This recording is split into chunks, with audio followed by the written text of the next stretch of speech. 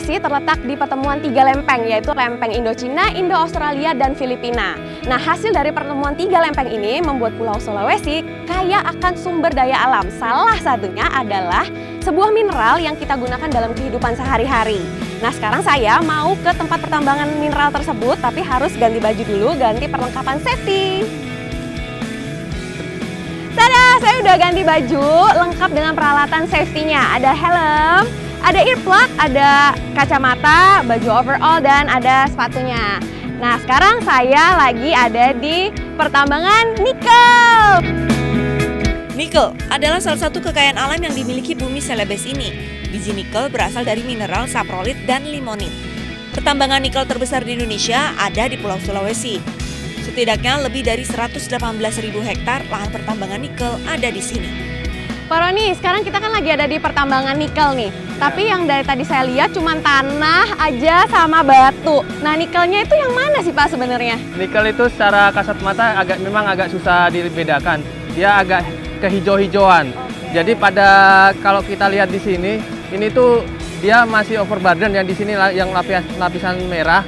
Ini overburden, kita akan pindahkan dulu nanti materialnya ke tempat yang sudah habis ditambang sebelum melakukan reklamasi. Nanti ore-nya yang warna hijau itu akan dipindahkan juga ke screen station untuk kita saring sebelum diolah oleh pabrik. Saya pengen tahu juga nih Pak, nikel ini katanya kan digunakan untuk kegiatan sehari-hari manusia. Tapi saya nggak tahu sebenarnya nikel tuh buat apa sih Pak? Jadi nikel ini sebenarnya bukan produk utama untuk sehari-hari, jadi dia sebagai tambahan seperti untuk membuat stainless steel, untuk misalkan sendok, kemudian untuk baterai juga. Terus kalau barang-barang yang tadi Bapak sebutkan, tanpa kandungan nikel emang jadi apa tuh Pak? Stainless steel tanpa nikel, dia otomatis akan mudah berkarat. Alat-alat yang tidak boleh berkarat, misalnya alat makan, kalau berkarat besinya bisa masuk ke tubuh kita, bisa bahaya sekali. Baterai itu kebetulan nikel akan dicampur dengan lithium dan kobalt. Jadi itu salah satu bahan untuk menyimpan energi di baterai. Ini dia, karena saya penasaran, akhirnya saya mendapatkan contohnya nih. Tanah yang tidak mengandung nikel. Dia seperti tanah lempung biasa, jadi bisa dihancurin tuh, kayak biasa aja. Sedangkan di tangan kanan saya ini tanah yang mengandung nikel, tanah atau bebatuan, jadi dia udah bercampur. Nah, nikelnya itu ada di warna hijau-hijaunya nih tuh, ada warna sedikit kehijauan. Nah, ini yang masih agak keras, tapi ada yang sudah mengalami proses pelapukan, dia agak lembek, agak bisa dihancurkan tuh. Nah, warna hijau inilah yang disebut dengan bebatuan yang mengandung nikel. Jadi saya udah hilang deh penasarannya. Seperti ini bentuknya. Hasil pertemuan 3 lempeng bumi yang membentuk Pulau Sulawesi nyatanya menghasilkan salah satu mineral bumi yang banyak dibutuhkan masyarakat dalam kebutuhan sehari-hari.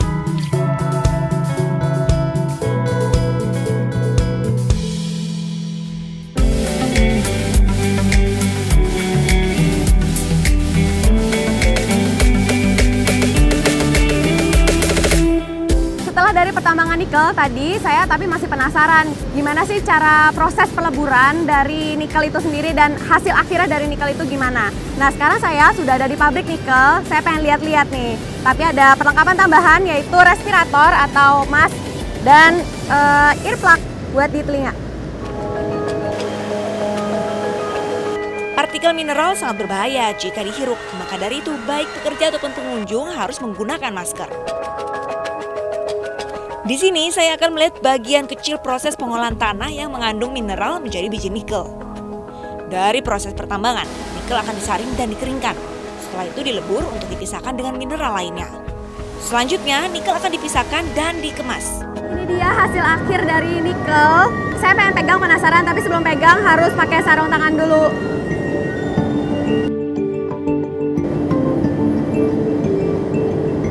Kayak pasir. Jadi dia halus, tapi warnanya seperti logam, kayak sedikit ke silver-silveran. Katanya karena ada kandungan sulfurnya. Ini agak panas di tangan saya, mungkin habis selesai diproses.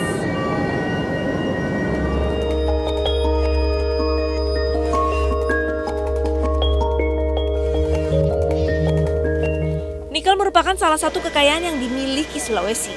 Namun kekayaan ini lambat laun akan merusak kekayaan alam lainnya jika tidak direhabilitasi. Sebagian besar wilayah yang sudah menjadi pertambangan, baik dari pihak swasta maupun pemerintah, harus menanam kembali bibit-bibit pohon agar keunikan geologi yang dimiliki di sekitar Sulawesi tetap terjaga. Usai melihat hasil bumi dari Sorowako, saya bertolak ke salah satu spot yang dapat merilekskan tubuh dan pikiran saya, yaitu air terjun Mata Buntu. Air terjun ini berada di desa Ledu-Ledu, kecamatan Wasuponda, Kabupaten Luwu Timur. Wah, capek banget ini dari bawah. Katanya penduduk sekitar sih ini ada 1000 anak tangga. Tapi saya hitungin tadi kayaknya belum sampai 1000. Tapi saya masih mau ke atas, lihat air terjunnya dari atas, saya lebih cantik lagi. Lanjut. Suara gemuruh air sudah terdengar sejak saya menapaki kaki di tangga bawah. Warga lokal memberikan julukan kepada air terjun ini dengan air terjun 1000 tangga. Namun tidak sepenuhnya akurat karena saat saya hampir tiba di atas, tangga ini tidak terlalu banyak seperti apa yang saya bayangkan. Tetapi bagi pengunjung yang kesini memang harus berhati-hati karena tangga licin terkena cipratan dari air terjun Mata Buntu.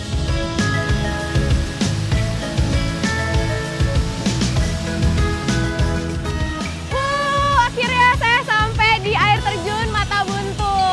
Ini sebenarnya masih di tengah-tengah, soalnya di atas masih ada tingkatan air terjunnya, tapi aksesnya cuma sampai sini. Jadi saya harus puas menikmati air terjun dari tempat ini. Saya mau ganti baju dulu, mau langsung nyebur. Ih, saya udah ganti baju, udah ganti celana pendek, mau langsung nyebur. Airnya seger banget. Kenceng banget airnya.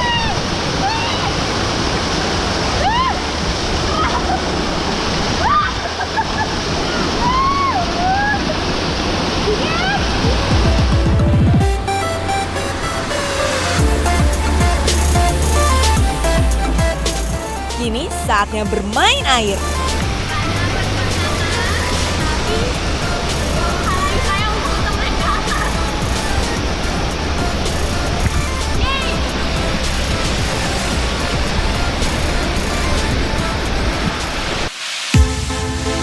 Air terjun Mata Buntu dikelilingi pepohonan tropis yang sangat rimbun.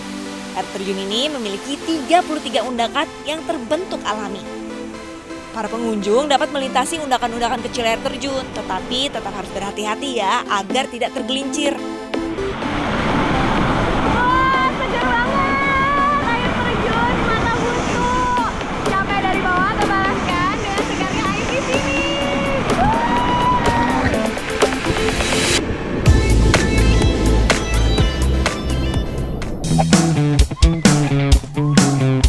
Ikuti terus perjalanan saya melihat jejak-jejak purba Danau Matano hanya di Geopark Indonesia.